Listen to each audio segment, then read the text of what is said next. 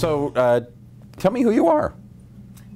Start with your name. My name is Haley Van Dyck.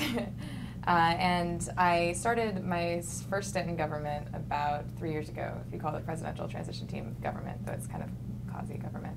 But I moved out to DC about 4 days after the 2008 election for a job on the Presidential Transition Team. I had worked on the campaign for Obama in Chicago and got the call right after the election, and they asked me if I could start on Monday, and it was Friday, and I was still in Chicago. I was like, could you give me another couple days? And they were like, well, how about Tuesday?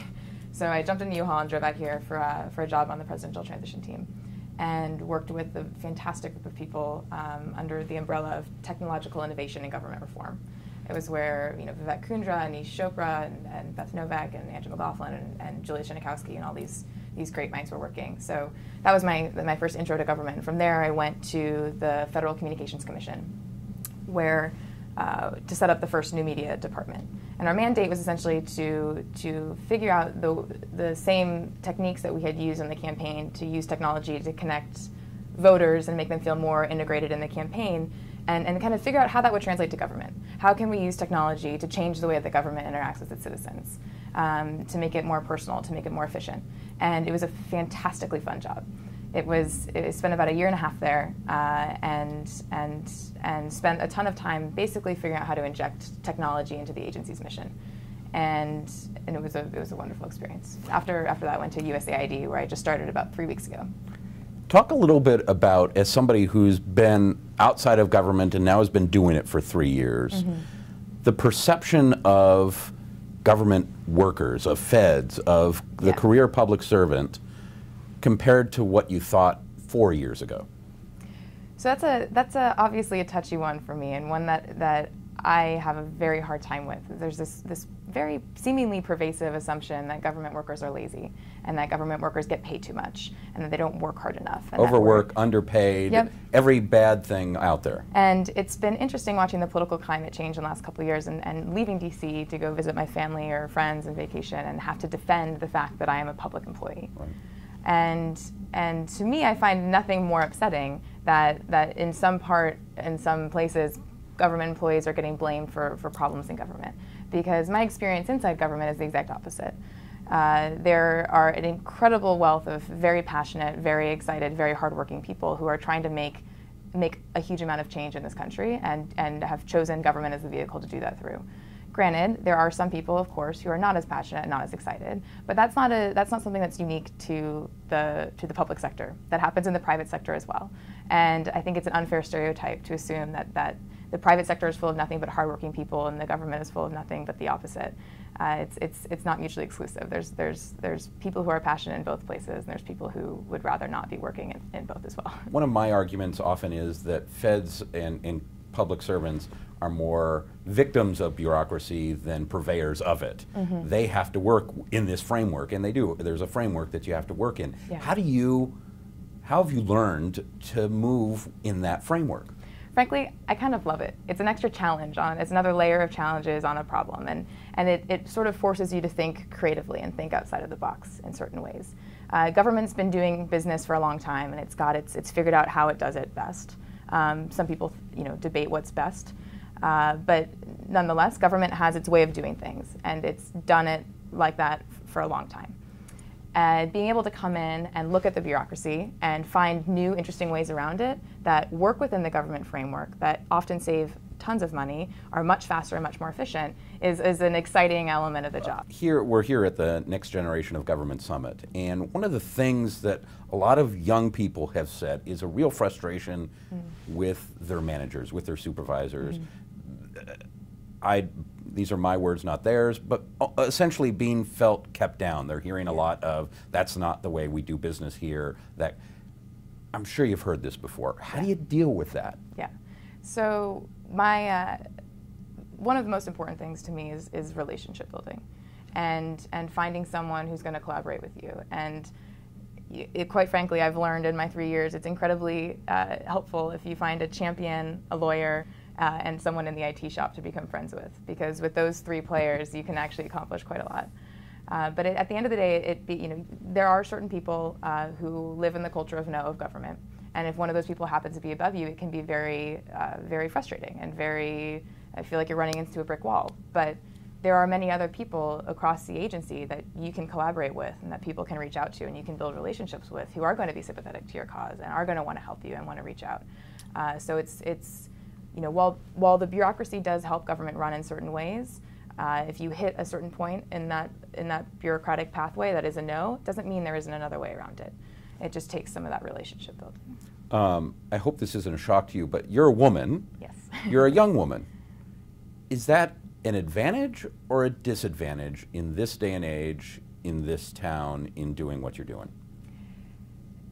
It was very interesting showing up in DC as a young woman, and one of the first kind of breathtaking experiences I had right when I started at the FCC was walking into a meeting with one of my male colleagues who was a peer. We were walking in to work on the same project, and I got asked to schedule a meeting for him because they assumed I was his assistant and that I wasn't, his peer or colleague, and we were virtually the same age, and he was a male. And it was that kind of shocking moment of realizing that there is a little bit of a lack of female leadership in high levels in DC. I think that there's been a huge amount of work that's been done in the past, over the last decade or whatnot, to sort of break that glass ceiling, which is why I was so taken aback by it, because I think there's an understanding that there is no difference between the work that a man can do and the work that a woman can do in the federal government, and I very much feel that that's true. It comes down to the culture change and the kind of culture shift and finding and actually seeing and working with women in positions of power in government. They're there. I hope that there will be a lot more soon because there's needed, particularly in DC. I think DC is a little insular in that sense to female leadership. It's got some catching up to do, but it's been fun.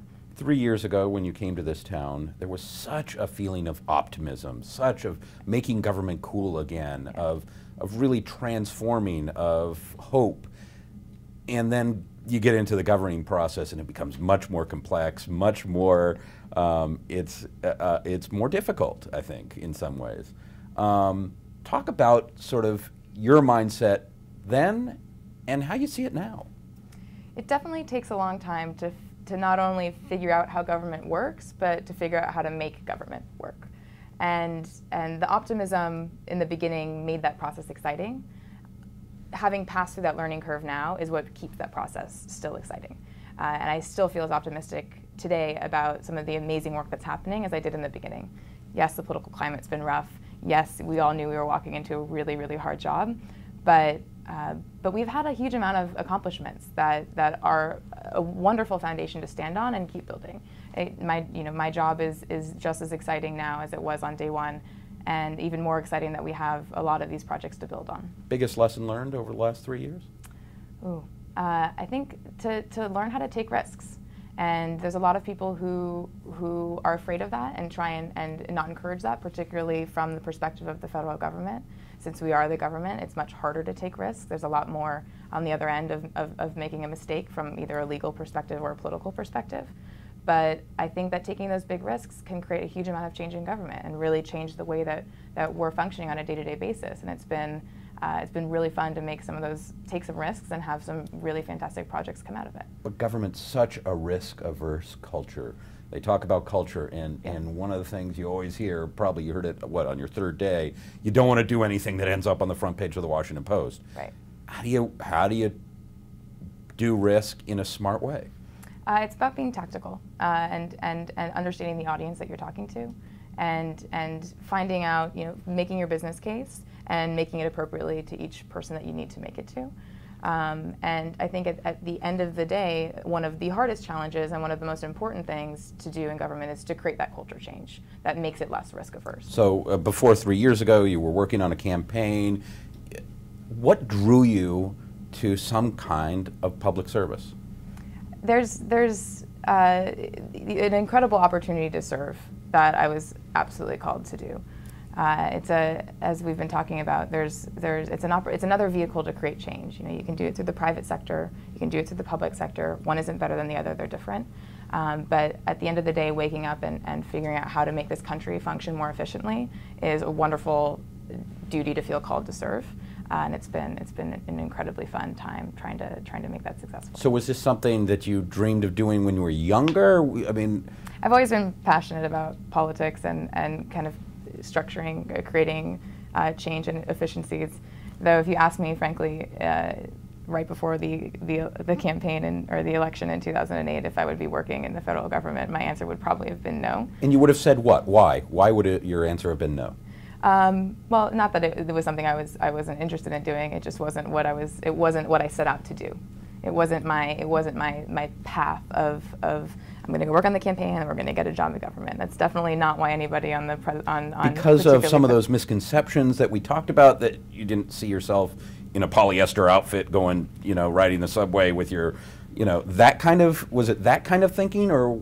Not necessarily, but it was more of a, I think there weren't, I think there's been a little bit of a problem with the call to action for getting young people to serve in government. It wasn't necessarily something that was presented to me when I was in college as an option. It wasn't pitched as, go serve for your country and go be part of the federal workforce.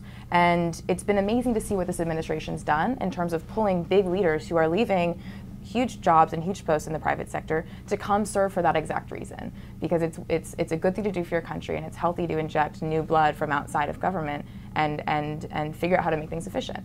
So it wasn't so much that I was opposed to it and didn't want to, and it was more that I just hadn't considered the option. And my strong pitch is that everybody considers the option of public service, because it makes you understand so much more about the way not only government works, but the private sector works, and figuring out the synergies between the two is a powerful thing. I think one of the challenges of young people in government is they come to join a mission, and then they can be working and feel almost disconnected from the mission that they came to serve on. Now, you're lucky, you've been able to do pretty amazing, interesting things, and yet still sometimes there has to be, hold on, I wanted to change the world, and I'm creating a FCC website or something like that. Yeah. How do you make that connection between the passion and the day-to-day work? Yeah, it's a great point. There's definitely moments in the day where you're sitting inside a dreary federal building, which, I was just in meetings in New York all last week with fun startups and these beautiful lofts in New York City, and I just was, what am I doing working in this gray federal space? So it was definitely tempting, but you have to find what it is that reminds you every day of why you're there. And for me, part of my commute to work, whether it was on my bike or on the bus, was driving across the mall to Southwest DC to the FCC. And every day I got to drive by and look at the Capitol building.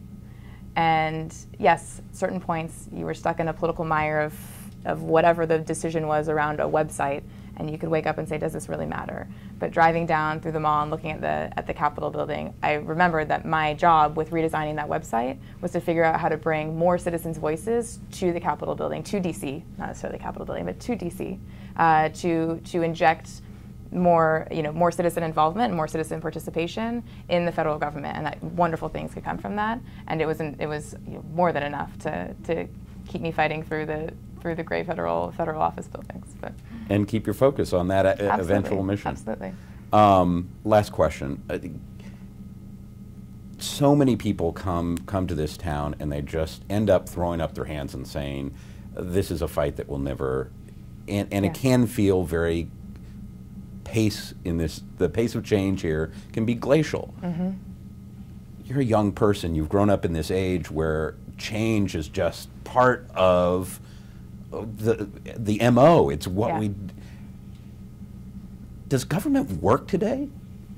Absolutely, and I think that it is a colossal mountain to climb. Thinking about changing at the direction of the ship that government is sailing in, but you can change it a couple degrees, and that is a huge amount of change given the scale at which the government is functioning on. You cut a little bit of money from a federal IT budget and you've saved tons of taxpayer dollars. So yes, there are huge problems. Yes, there are huge mountains to climb. But when you climb one of those in little ways, you can create an incredible amount of difference, an incredible amount of change. And so yeah, it's challenging. It's not easy. It's definitely easier to say, oh, that's a huge hike up there, and turn around and walk away. But it's very rewarding being on the top of that and realizing the degree to which the change you create can affect the country.